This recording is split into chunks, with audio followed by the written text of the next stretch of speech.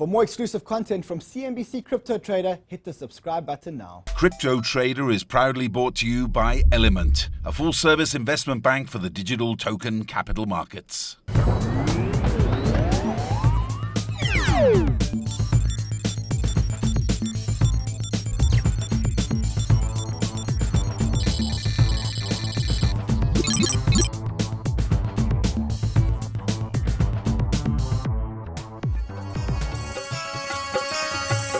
Our crypto travels this week bring us to none other than incredible India, home to over 1.3 billion people and to the second largest population of unbanked people in the world. Look around you. This is a playing ground for blockchain implementation. We are in Hyderabad, India's tech capital and home to Google, Microsoft and many others. We've come here to make sense of the FUD. Is the Indian government really against the blockchain? This week we asked the question whether India can become a blockchain powerhouse.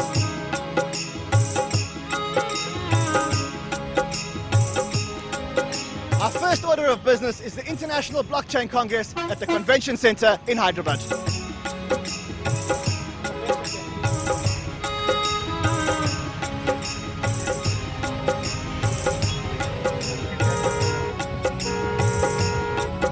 We're driving through the middle of the high-tech city, home to, as we said, the likes of Google, Deloitte, and even India's Silicon Country. Despite the emergence of the middle class that this tech boom has brought about, the streets are still chaos. As you enter the convention area, you see signs, literally of a possible blockchain boom.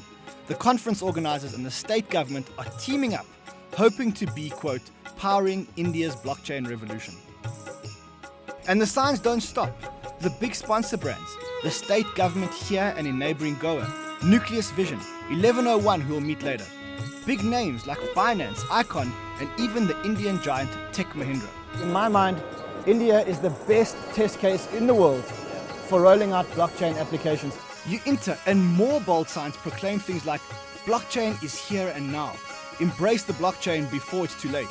A decentralized, transparent, and secure future is upon us. If you had a message for the Indian government, what would it be? It is an issue which we need to discuss, debate and find a solution. Finally, you'll notice, of course, the crowd size. Thousands of locals, all aboard the blockchain. Government in India is very, very pro-blockchain. Where there's the will, they'll find a way. And just a reminder that if you are watching us on YouTube, now is a great time to hit the subscribe button. We cover conferences worldwide, but this is a first. The state governments of Telangana and Goa have officially sponsored this conference. BYBIT, a Harvard Business School dropout who left to start Nucleus Vision and is somewhat of a superhero here in India, envisioned this conference to be something bigger. Our honorable guest, Mr. K.G. Ramarao, to deliver the keynote address. Let's welcome him with a huge round of applause, ladies and gentlemen. And here to kick things off is the IT minister. His speech was all the rage across India's news networks today. Hyderabad హెచ్ఎస్సీలో international block chain congress ను ప్రారంభించారు ఆయన. Thank you. Hyderabad లో జరిగిన అంతర్జాతీయ black chain Congress లో ఆయన మాట్లాడారు. బ్లాక్ చైన్ సదస్సు ప్రారంభం. To India and to the state of Telangana, it brings tremendous opportunities to leapfrog many stages of development. On the power, on the ability of blockchain. The minister didn't just give a speech. He signed a dizzying number of MOUs, a Memorandum of Understandings. Many MOUs being signed. To solidify education, development, and adoption of blockchain technology. Making Telangana a hotbed for blockchain innovation. He invited companies, government officers, and a flock of university officials, all signing MOUs for various initiatives. A quick handshake, a promise of better future, and a photo opportunity. So I must admit, when I was invited to India to this conference by my friend Abhishek Pitti, I didn't realize that when I came here, I'd find out that he was a superhero in this country. Maybe I didn't realize how big your reputation was here. I didn't realize that you're like the king of blockchain in India. Well, I think you're being too kind, but definitely we are trying to build, the infrastructure for the, country. We have gotten great support from the political leadership, technology leadership. Now, what were you trying to achieve when you created this conference? You're combining government officials, combining traditional tech companies like Tech Mahindra. What were you trying to achieve? I think it's bringing the India resources online for the blockchain community, right? I think India is a technology powerhouse and has not effectively contributed anything to the blockchain community so far. So I had to literally educate the entire leadership on the technology side and collaborate with the political leadership to sort of bring them on board and make them really understand what really happened. Now, do you think the government has been too slow to respond here? Too slow to regulate? In India? Yeah. Not really, actually. I think government in India is very, very pro-blockchain. They are running close to over, I would say, 10 plus proof of concepts at a national level and even at state levels. Multiple states are participating. I think India has this, historically, India has this tendency to follow legislation globally. I want to clarify, like, India's stand on cryptocurrency is no different than any other country at the moment.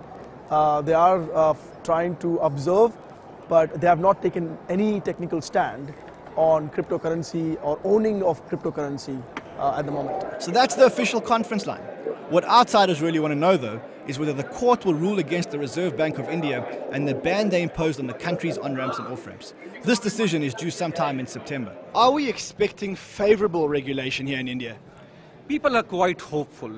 People are quite hopeful about the regulations because the government of India has shown seriousness by deploying a committee which includes 5 or 6 agencies of government. So people are quite hopeful about it. When it comes to cryptocurrency, yes, I think they want to be a little cautious. I don't think they're anti-cryptocurrency, but it makes sense for a country of the size of India to be a little cautious. So I'm sure there's a regulatory framework that is in place, and they will probably very soon come up with a regulatory framework so that it can be in a regulated and positive manner. Are you surprised that the government hasn't said anything yet? Exactly. And the most difficult thing that I find is the government stance is always like we are very pro towards blockchain and very anti towards cryptocurrency. Whereas it's for me, crypto and blockchain goes hand in hand. But the government hasn't been very friendly towards cryptocurrency, to say the least. Is that the case? I think basically the RBI has made some regulations on cryptocurrency speculation, but the government is very friendly with blockchain technology implementation and they're actively looking at use cases.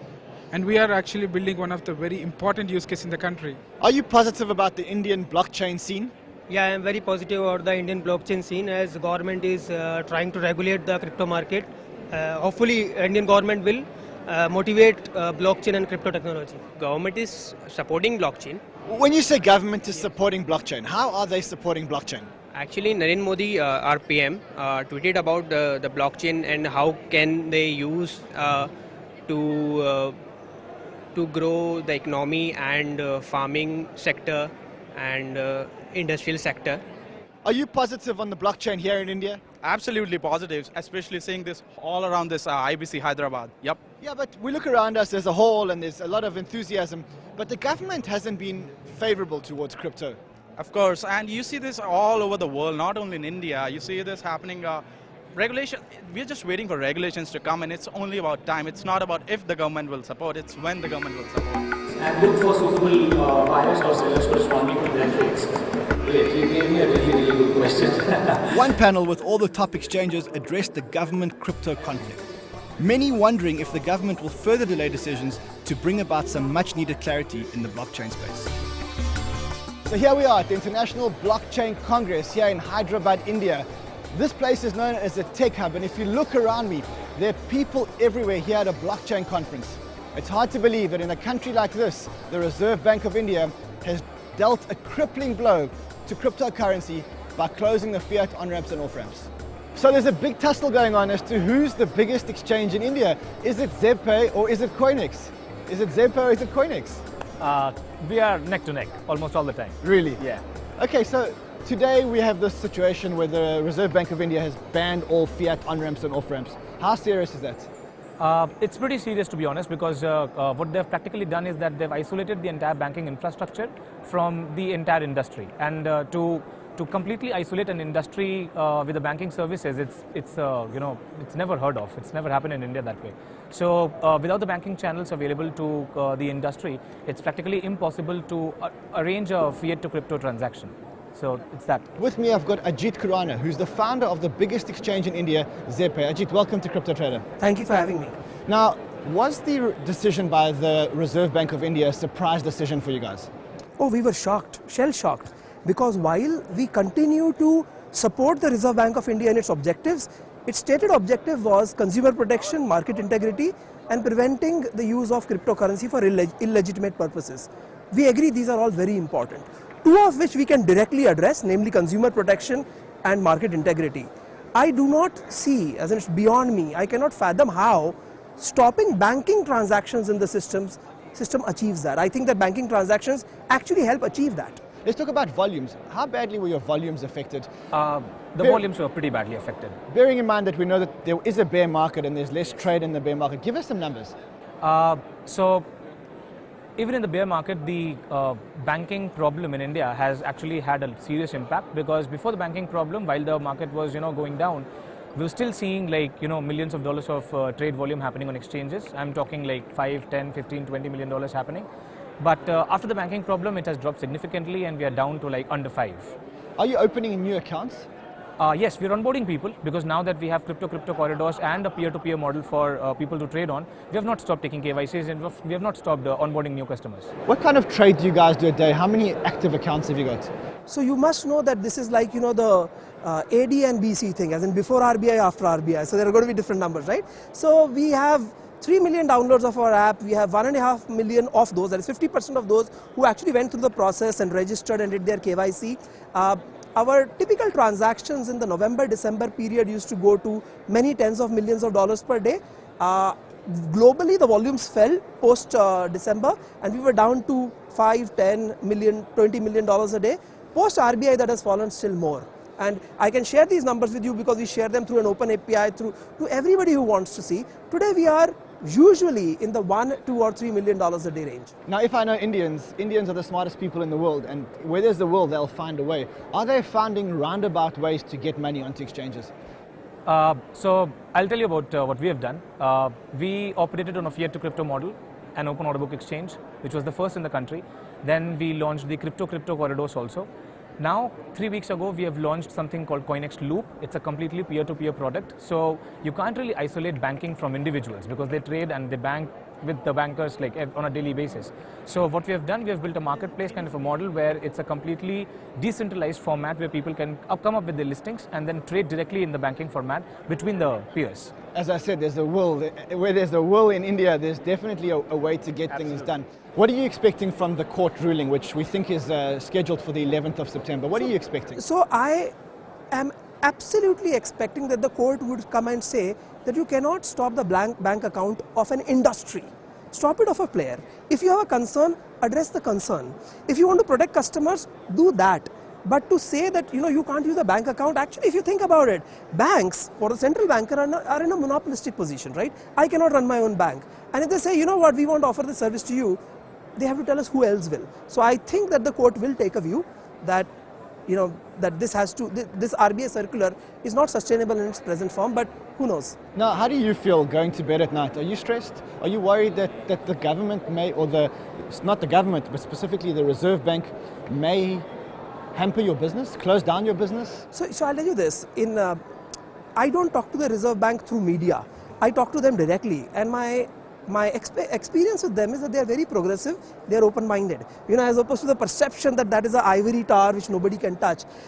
I am 100% sure that sooner or later, this will become a flourishing industry with the blessings of all authorities. However, the sooner or later bit is the concern.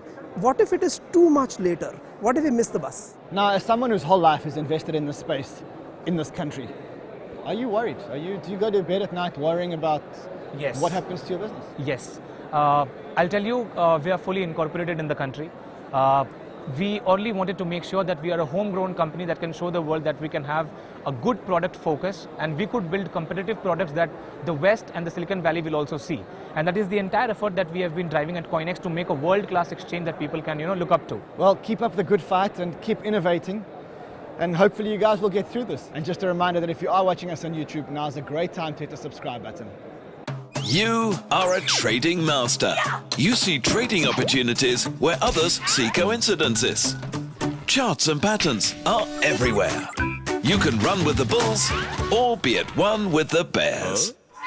So, don't waste another pip and take your talents to eToro. See why so many top traders choose us as their main trading platform. Start trading on eToro today. So, if crypto isn't in fact banned, think of the market cap potential coming out of India. Just look around you, the potential numbers are staggering. And the streets, well, they're still chaos.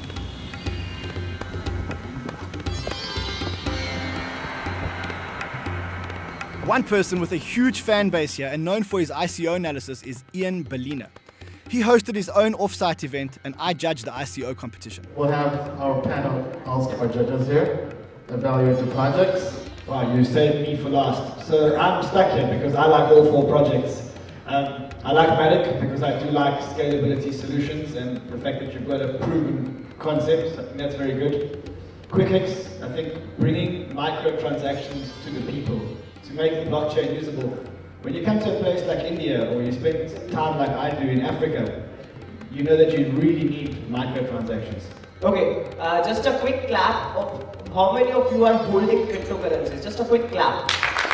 Okay, almost everybody. How many of you can go to the market and buy clothes using your cryptocurrencies? A quick clap. The last project that we saw was the decentralized exchange aggregators, should we call it? I'm a big fan of decentralized exchanges. I think decentralized exchanges are the future. And then Tim blockchain, I'm a big fan of DAG technology. I think that getting the TPS up while keeping the network secure is the holy grail. So I'm kind of stuck between all 4 of you. So I'd probably go with Matic and QuickX. All right. Congratulations. Matic Network. Please give a round of applause to them. I discovered my own big following here. And back at the conference, Ian broke down his ICO strategy. Thank you so much. Ian is the founder and a partner at 1,000X Partners. So today we're going to be speaking about something that's very important. We're going to be speaking about building and the importance of investor communities. What do you look out for when building these investor communities? What's the process? Ian, welcome back to Crypto Trader. Oh, glad to be here. Ian, the last time we spoke it was under quite bad circumstances. You had been hacked. Did you ever recover any of the funds? Yeah, so a small portion has been taken back. We're in the process of trying to get a good portion back. I would say about a quarter to a third of the funds have already been frozen on exchanges. Exchanges are working with us actively, and we're very hopeful. And are you close to catching the people that did this? Oh, I mean, we've ID'd the people. We know who they are. Now it's just about building a case, working with foreign police and entities and law enforcement and getting them to bring them back to America for prosecution. Now, Ian, you're famous for investing in ICOs. And yes. You came out on stage yesterday and you said that you prefer investing in ICOs because that's where people made all their money. Are you still investing in ICOs even now when the market is going down? All the time. I mean, so the market is down, but if you look at it, good ICOs are still making money. Mainframe, QuickChain, Lumax, even PinDX, all this year, all made lots of money for investors. Now, have you changed your approach between last year and this year to buying your ICOs or to investing in the ICOs? Yes, yeah. I mean, every 1 or 2 months I make changes to the way I invest and do my research on projects. So I would say the main thing now is I focus more on blockchain projects, especially in the bear market. Almost all dApps, anything that's not really a blockchain project, has a higher probability of doing poorly on exchanges. Okay, let's talk about returns. How do you decide what you're going to invest in? What's going to give you the biggest returns? Token metrics, right? So it's the way I evaluate ICOs using data analytics and seeing which ICOs are more undervalued. So as people who follow me know, the things I look for are having a prototype, having shipped codes, whether a testnet, a mainnet. So ICOs that are launching a testnet or mainnet 1 year away, I avoid like a plague. Even if it's a good team, good project, the fact that it's so far away, I mean, what's going to keep the price up for 1 year? What's the next step? Next step is all-star team. I look for people who have a credible background. So either they've worked for a well-known company in their space, if it's consulting, like somebody like who's worked at Deloitte, Cognizant, for example, with Matic Network here, or Bain Capital, McKinsey, or if they're a publicly traded company, for example, with QuickChain, engineers at Facebook and Google. To me, that is credible. Okay, and now let's talk about, you mentioned token distribution, token metrics. What do you look for when you look for token distribution? What's the ideal token distribution? The ideal token distribution is, in terms of total tokens, not printing billions and billions of tokens, something scarce. I mean, for example, Bitcoin, the best example of all time, only has 21 million Bitcoin. Because I feel like when you keep on printing more tokens, you're devaluing your token, right? Because the data shows that it does matter, right? So I feel like ideally anything under 150 million is ideal. And then in terms of what percentage of tokens is given to the community, anything between 65 to 70, 73% is ideal as well. Meaning that the community should be out in the community. Yeah, so ideally the community is the biggest holder of your token. Okay, so testnet, killer team, A-star team, token metrics are good, advisors are good, what else? Hard cap, how much money they're raising. So for example, dApps, applications building on the blockchain, anything that's raising more than 12 million is not really justified for a dApp. Blockchains, it depends on the total score of the token metrics, because it takes each individual data point and then holistically creates a grade. So projects have had caps as high as 50 million and still been great investments, but ideally something under 40 million is ideal. Okay, now I'm going to swing the conversation a little bit. Your 3 best investments of all time. What were they? BYBIT, all-time high over 117x. Icon, all-time high over 100x. Dragon Chain, all-time high over 50x. I think might have even gone to 80x quickly. Now, let's talk about taking profits, because sometimes it's really hard to take profits. When you see something's at 100x, that part of your brain goes that it may be going to 200x. When do you know that it's the right time to take profits? What's your policy? So my policy is I look to take profits after a 3x return, at least my initial investment. That way I protect myself from losses. Then as it's going up every 5x, so 5, 10x, 15, 20x or so, take profits as well. So 10 to 20% for me is ideal. Then if something goes just ballistic to 100x, I'll take off a good chunk as well, so 20% as well is advisable. And the way I view it is, it's great to take profits. If you hit a home run like an Icon, a BYBIT, a Dragon Chain, take the profits and reinvest into the next possible Icon, BYBIT, or Dragon Chain, because you have more capital to invest. Speaking of the next ICO, or the next Icon, what are you looking at today? What are your all-stars, your top projects? Top projects right now, I like Multivac, ChromaWay. Recently here we're looking into MEXC network. We're still doing more homework on it, but out of all the 3, out of the projects right now, ChromaWay is the next one we're going to be investing and advising in them via 100x Advisors, which is our new ICO advisory firm. And ChromaWay is better than Multivac scores higher, but Multivac technology-wise and everything is great. But going back to token metrics, their seed investors had a very large bonus. So to us, that makes us wait, because you don't always have to get in via the ICO. You can always get some post-ICO. Yeah, but sometimes post-ICO, you could land up paying the 10x or the 20x. Yeah, but because of the large bonus, we think there'll be lots of selling pressure. So we think there'll be an opportunity to get in near ICO price or even below ICO price. So do you stay away from ICOs that have a high bonus at any stage of the way? Yeah, any stage. Anything over 40% we avoid. Ian, it's such a pleasure to have you on the show. Thank you for coming back to Crypto Trader. Thank you. Thank you. There's another project announcing its launch, 1101, aiming to be like an Indian consensus, but bigger and making a big splash.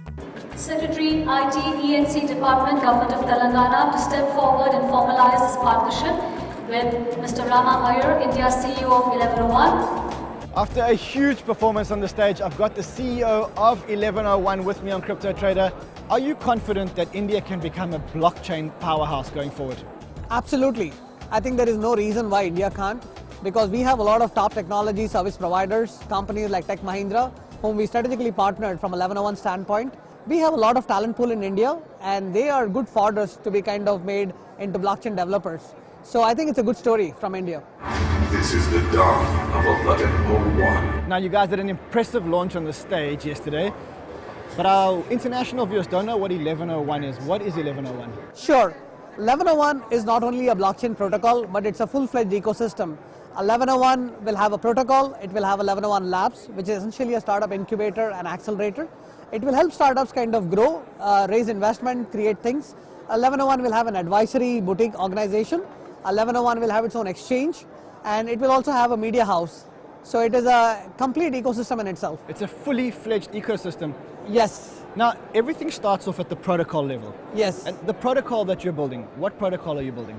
So we are building think of it as an operating system, and an operating system will have multiple variants. It will have a public blockchain as a variant, which will go after a B2B business, and that's where the Tech Mahindra angle brings it very interesting. We will go after like the FedExes, the Amazons of the world, and industry-specific use cases. The other variant of the operating system will be what will be like the private permission one for governments, because they need a blockchain in a very different order. And we understand the space well, being in India, and I think we are well positioned to kind of take both of those elements. And how far are you in the implementation of 1101? This has been in the works for the last 2 quarters, and we are rushing towards first testnet launch maybe in 1 quarter's time. If I'm an investor and I'm bullish about India, and I am bullish about India. You should be. And I'm bullish about the blockchain scene. Is there a way that I can invest? Can I buy tokens? Is there an ICO? Is there a token generation event? Absolutely. I think today we are in the private placement kind of a round where we are looking at people who can bring strategic value. It will obviously do the pre-ICO and ICO, and that should be 3 to 6 months timeline. We are extremely proud, humbled. At the same time, we are confident that 1101 brings unparalleled and unique differentiating features, has the base protocol layer and the entire ecosystem that comes along with it. We are also proud that Tech Mahindra and 1101 Foundation, along with Nucleus, are going to be the core founding partners for the blockchain district in Telangana. How have you found the reaction here in India to 1101? Is the government going to come out favorably? I think people, for India, this has been like a watershed moment. I think IBC was pending to happen, and 1101 is kind of taking this on a war footing. And 1101 wants to take the India stage like a NEO out of a China or an Ethereum out of Canada, right? The space was vacant, and we think 1101 has got the mass, the material, and the momentum to back that. But I think the government is going to move forward in a positive direction. That's my sense. This is the dawn of 1101. So, the name 1101 blockchain protocol, where does 1101 come from? Sure. So 1101 is the biggest star galaxy on the universe, on the Milky Way. And we thought, why shoot for the moon when you can shoot for the galaxy? Why shoot for the moon when you can shoot for the galaxy? It's such a pleasure to have you on Crypto Trader. Thank you. We are big fans of India, and I know that India are big fans of my show. Thank you. Thank you very much. So if you are in India or anywhere else in the world and you want more of this content, just hit the subscribe button.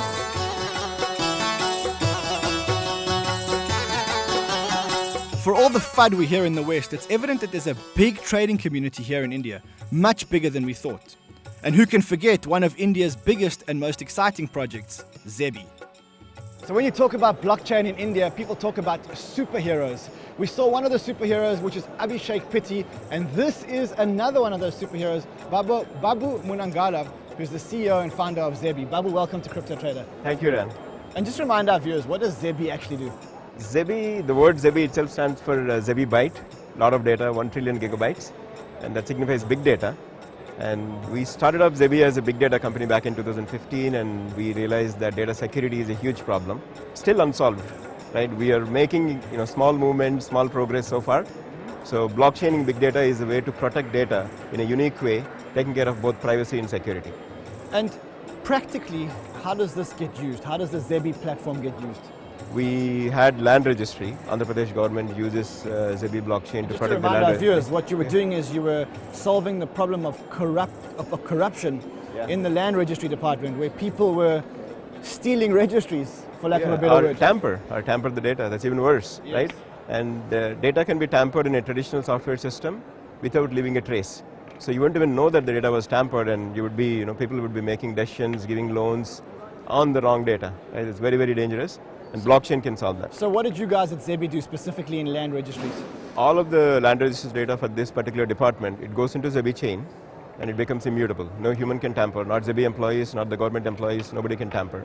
It's decentralized. It becomes decentralized and distributed, right? That's our proprietary ZEBI blockchain that we created. And are you guys, I mean, have you guys achieved this? Have you guys actually put land on the registry? Yeah, absolutely. This is in a production system again, right? Yeah. So this is not a pilot, it's not a POC, but actual, there were multiple articles that came out in the last few months talking about highlighting it, why and how Andhra Pradesh government and India are among the first in the world to use blockchain to protect their land registry information. Is the project here in India considered a success?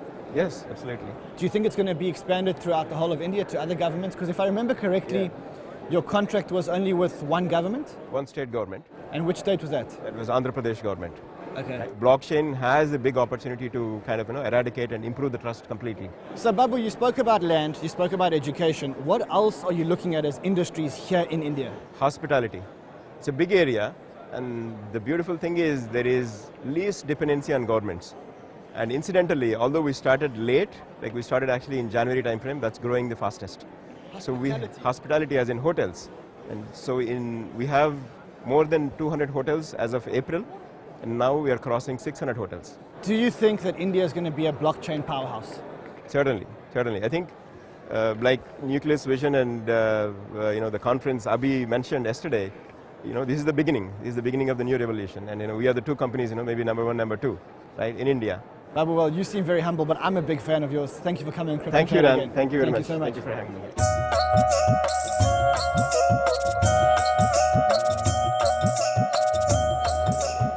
So what am I looking at here? You are looking at the world's first blockchain magazine. This is a magazine, a traditional print magazine, all on the blockchain. Absolutely. It's all on blockchain and crypto. Now, in the day of technology, why would you do a magazine, a paperback magazine? We did e-copy of the magazine.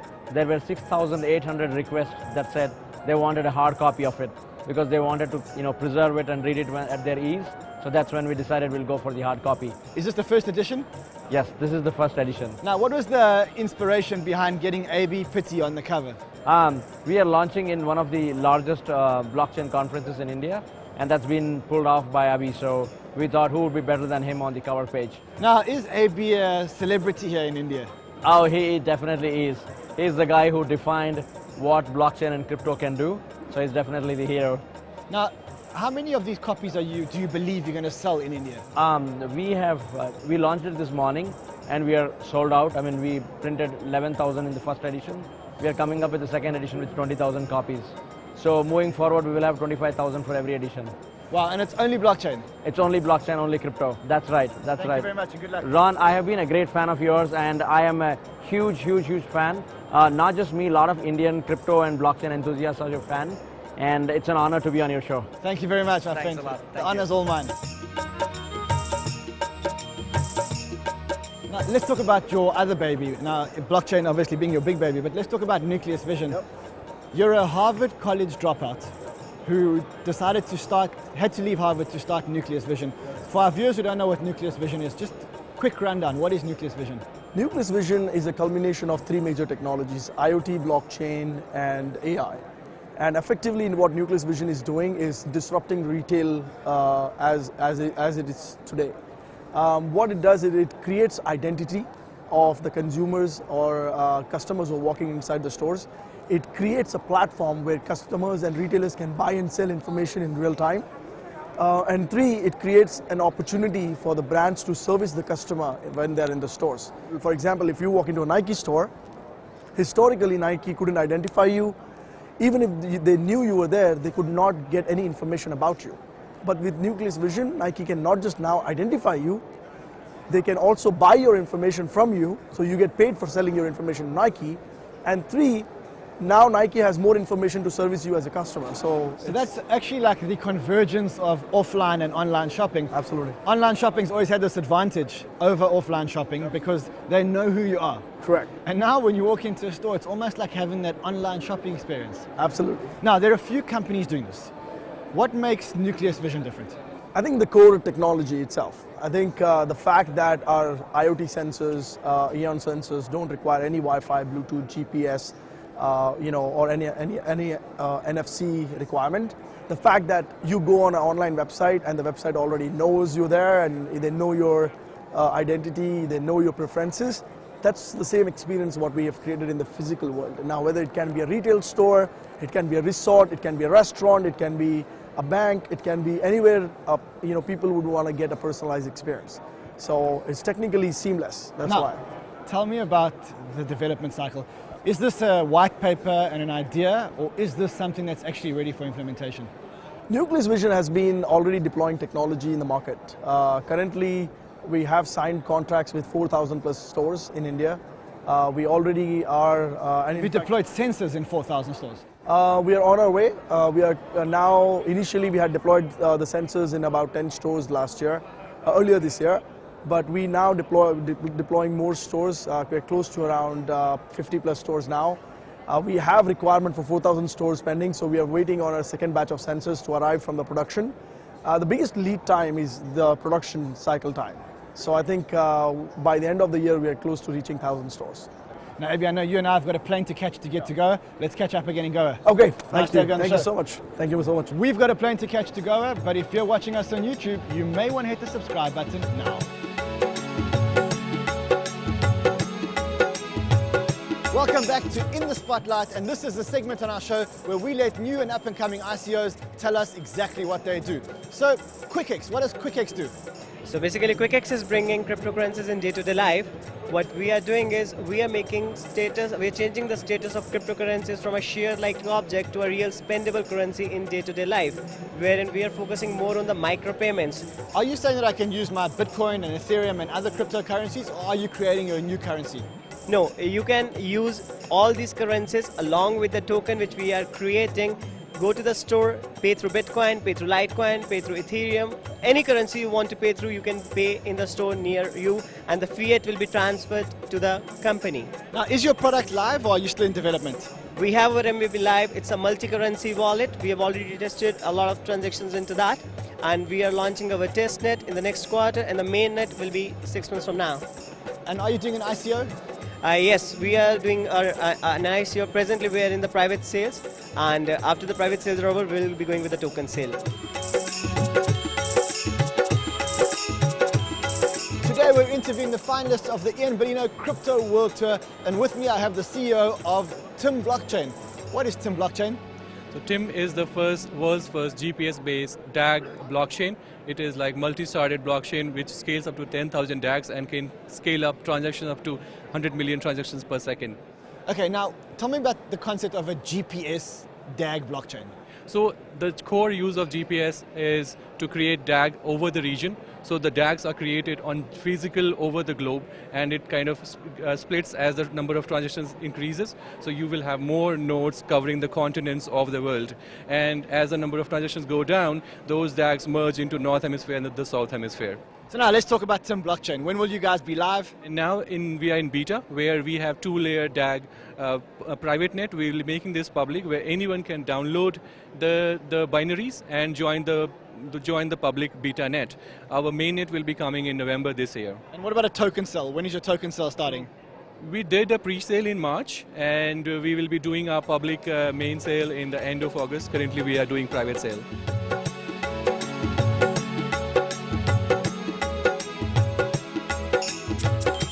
And with me, I've got the CEO of Wandex. What does Wandex do? Hi, I'm glad to be here. Wandex is basically a decentralized exchange on the Ethereum and the Neo platform. Currently, we are live on Ethereum. We go live on Neo in 2 weeks. We believe that decentralized currencies require a decentralized way of trading, and hence we founded Wandex. Now, what's the difference between Wandex and all the other decentralized exchanges? There are so many other decentralized exchanges out there, and dare I say it, but none of them have really got great traction. Where we differ is that we have created a desktop application. We have got about 5,000 registrations already for that, which enables an easy user experience such that a newbie can use a decentralized exchange just like he uses a centralized exchange right now. And when will your DEX be live? Ethereum is already live. Neo goes live in 2 weeks.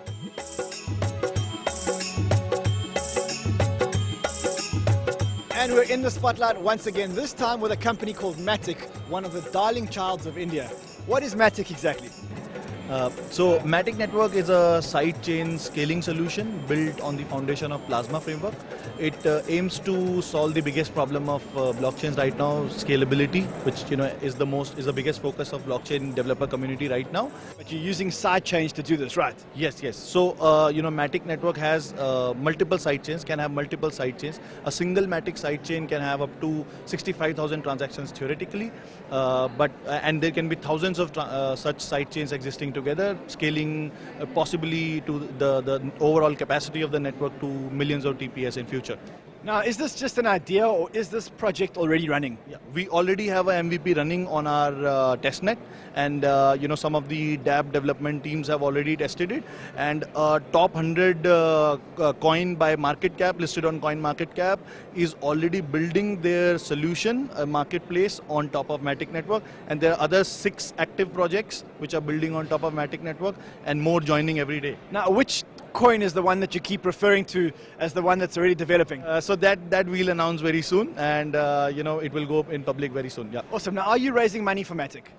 Yes. So we are also doing ICO, and it's in the process of private sales, and everything's will be starting very soon, and we'll also be doing a public ICO soon. So those are our projects in the spotlight, and now it's time to wrap up the conference.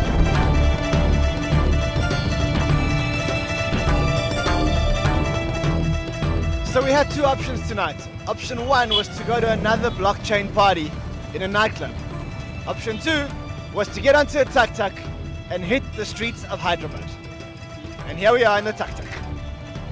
We're on the streets of Hyderabad. It's about 10 p.m. It seems like it's peak hour traffic. This place is chaos. There are motorbikes everywhere, and I think I've nearly died over 200 times in the last 20 minutes.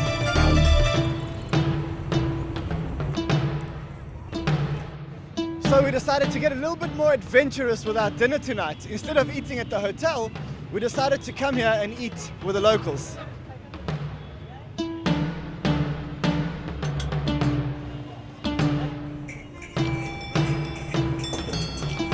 It looks like really fried chicken.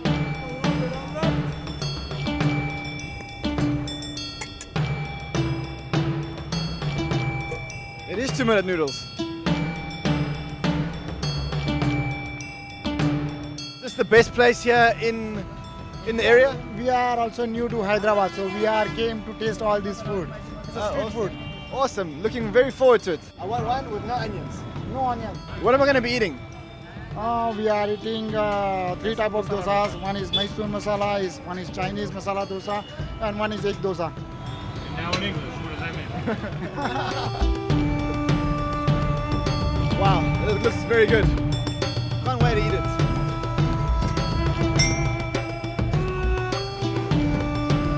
This is so much better than conference food. So I grew up in South Africa and I spent a lot of time in Africa. So for most people, you won't understand the love for eating street food. But let me tell you, I love it. The street food was awesome. But next it was off to round 2 of the conference. AB and his team rounded up 100 of us internationals and flew us to the beach town of Goa.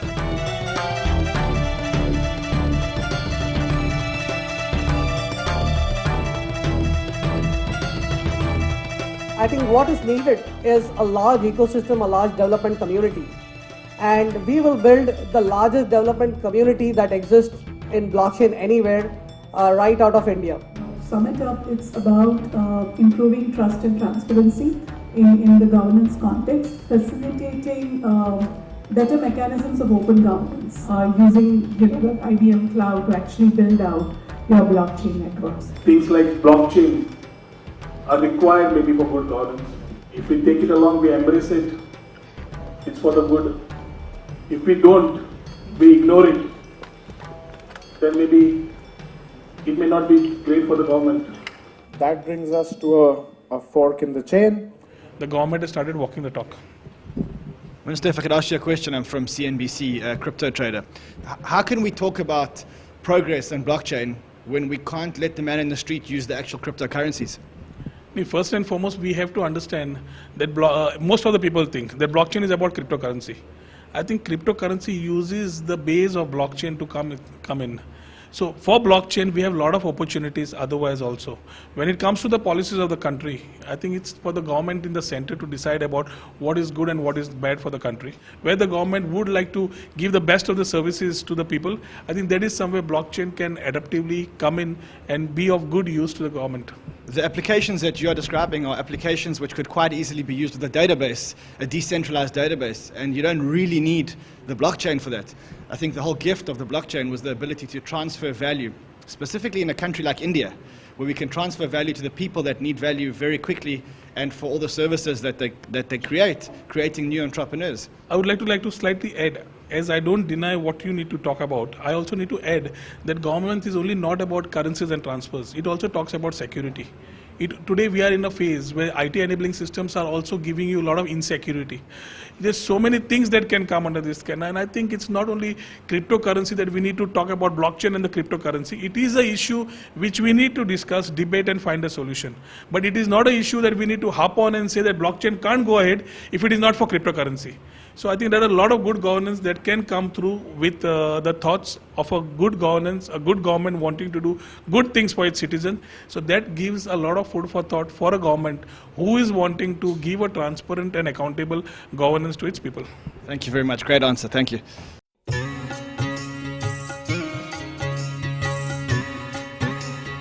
Maybe we've moved from the conference in Hyderabad to a new conference here in Goa with ministers and government officials. What was the logic of bringing us to Goa? I think you would agree this is historical, right? Like leadership, you can literally count countries that have taken such an initiative at this level of leadership to bring the community together, show a pro stand on the technology and the markets, and they are doing it in a big way. When you came here, did you think, what am I going to see in India? India is amazing. We were in Hyderabad for 2 days and now we're in Goa. We're really happy to see both the government of Telangana and the government of Goa have taken a very bold step forward to try and advance the development of blockchain industry and the hub in India. So really excited to be part of that. We're excited to be investors in Nucleus Vision and then 1101 with Abhi and Rama and their team. And so at Social Alpha, which is a non-for-profit grant-making foundation that me and Chehan Chu co-founded it, we really see a lot of these basic potentials and really a lot of still social welfare issues that's ready to be solved in India, and then to really help India to become the next future, to create the next future of blockchain. Now you've been to Korea, you've been to China. Do you think that India can compete with the Chinas, Koreas and USAs of the world when it comes to blockchain? As we hanging out here with the government and they're more embracing it, India, by fact, has more developers that are coming out every year, over 1 million people graduating in development.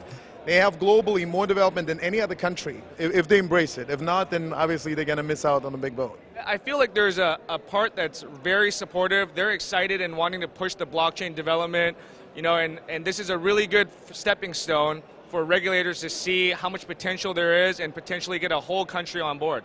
Are you positive that the government is positive about blockchain? From my experience here, yeah, I'm bullish. My honest opinion and thoughts is that it's undervalued, and I'm seeing that it's similar to where South Korea was maybe 12 months ago or even, and so I think a lot of people are overlooking it. And can India be a blockchain powerhouse? We're at this juncture where 1 billion people, which is 1/6 of the world, is going to decide what's the future of Bitcoin.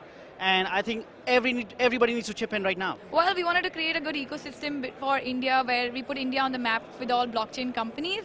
Things are changing. I work with IBM and I lead the developer and the startup ecosystem group for IBM. We arrived here and there seems to be quite a bustling community. Is that the impression that you guys have? Very much. So there has been always a confusion between Bitcoin and blockchain, right? And the good part is now that confusion is getting cleared more and more, and there's a much more better acceptance of the benefits blockchain has to offer. So you run a crypto YouTube community here in India? Yeah, I have a YouTube channel, especially where I try to educate all the viewers from India about crypto, blockchain, what's happening. Because what I feel is in India, a lot of people lack, like they don't have the knowledge about cryptocurrencies, like what is exactly happening, because they are in it to make a quick buck. So that is something which is missing in India. Are you expecting positive news from the court case on the 11th of September? 11th of September, most probably the date will be postponed, but in the longer run, they'll have to agree to the with cryptocurrency because it is something which you can't stop. So sooner or later, they'll have to agree. So let's see, it's just a matter of time. Again, you see the signs, the crowds. But can a beach town like this really be a blockchain hub? One noted American thinks not. No Indian in the room can say this, and I don't mind stepping on some toes. You're not going to get mass adoption here. You're not going to get any adoption of blockchain technology at all, for that matter, in this country until the Central Bank of India allows blockchain companies to do business That's there. right. Like, we're having all these conversations about how we 100%. can mass adoption there, but you literally have your central Yes. banking system saying companies in this industry can't do anything here. We caught up with Jeremy Gardner after the closing party to discuss. So having been here for a few days and seeing government officials on the stage telling us that they're bullish about blockchain, you don't believe it?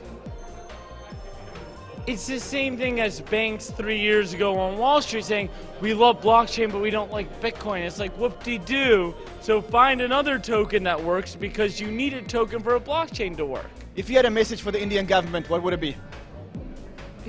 Take an open mind. We understand that you're going through demonetization. You like capital controls. But look at Bitcoin as an opportunity to open up your economy, bring in incredible new avenues of investment, and allow these blockchain-based technologies that have the potential to rapidly improve their infrastructure and governance systems to thrive as long as Bitcoin can exist in the economy, and right now it can't. That's Jeremy Gardner, and always interesting to get his views. And no, he's not drunk. I've been with him all night. The week wound down with a vintage soiree, as they call it. No matter how you slice it, here you had the likes of Ian Bellina, teams from Good Money, Hosho, Adara and Spatium, all toasting to the blockchain with Indian government officials.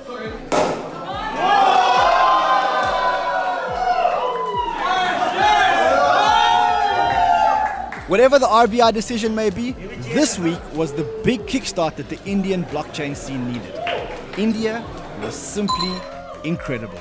I'll be back in studio next week. Until then, trade well, my friends.